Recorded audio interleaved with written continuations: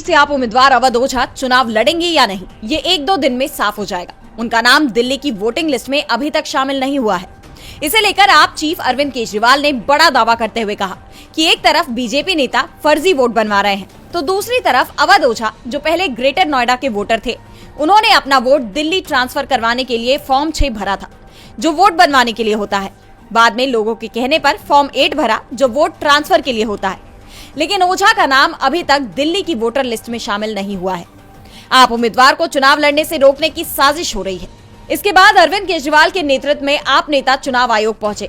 उन्होंने शिकायत दर्ज कराई और बाद में केजरीवाल ने कहा कि आयोग ने आश्वासन दिया है कि अवध ओझा का वोट दिल्ली ट्रांसफर होगा। ग्रेटर नोएडा से उनका वोट पटपड़गंज ट्रांसफर किया जाएगा।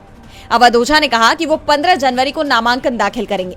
अवध ओझा को तो राहत मिलती दिख रही है, लेकिन बीजेपी उम्मीदवारों पर चुनाव आयोग की तरफ से कोई कार्रवाई नहीं हो रही है। केजरीवाल ने कहा कि नई दिल्ली में खुलेआम बीजेपी का कैंडिडेट चादर बांट रहा है। किदवई नगर में चादरें बटी हैं, एक और कॉलोनी के अंदर जूते बांटे गए, एक और कॉलोनी में जैकेट्स बांटी गई, पैसे और चश्मे बांटे जा रहे हैं।